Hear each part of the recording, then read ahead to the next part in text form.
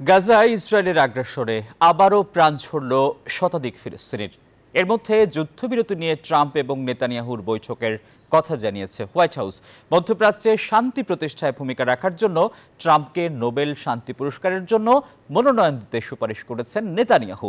এদিকে Trump Netanyahu বৈঠক ঘিরে হোয়াইট হাউসের বাইরে বিক্ষোভ করেছেন ফিলিস্তিনপন্থী আন্দোলনকারীরা।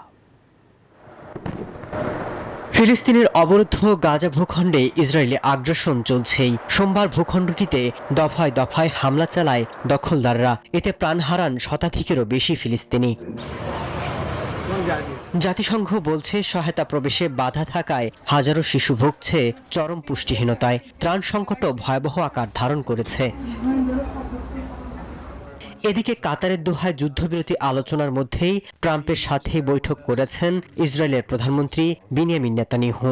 এ সময় বিশ্বের বিভিন্ন অঞ্চলে বিশেষ করে মধ্যপ্রাচ্যে শান্তি প্রতিষ্ঠায় ভূমিকা রাখার জন্য ডোনাল্ড ট্রাম্পকে নোবেল শান্তি পুরস্কারের জন্য মনোনয়ন দিতে সুপারিশ করেন ইসরায়েলের প্রধানমন্ত্রী।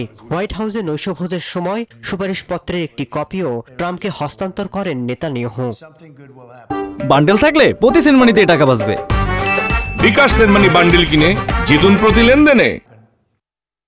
গাজা যুদ্ধবিরতি নিয়ে মার্কিন পররাষ্ট্রমন্ত্রী মার্ক রুবিওর সাথেও আলোচনা করেন ইসরায়েলের প্রধানমন্ত্রী। হোয়াইট হাউস বলছে মধ্যপ্রাচ্যে শান্তি আনতে কাজ করছেন ট্রাম্প, আর এই লক্ষ্যে আলোচনা চালিয়ে যাবে উভয় দেশ।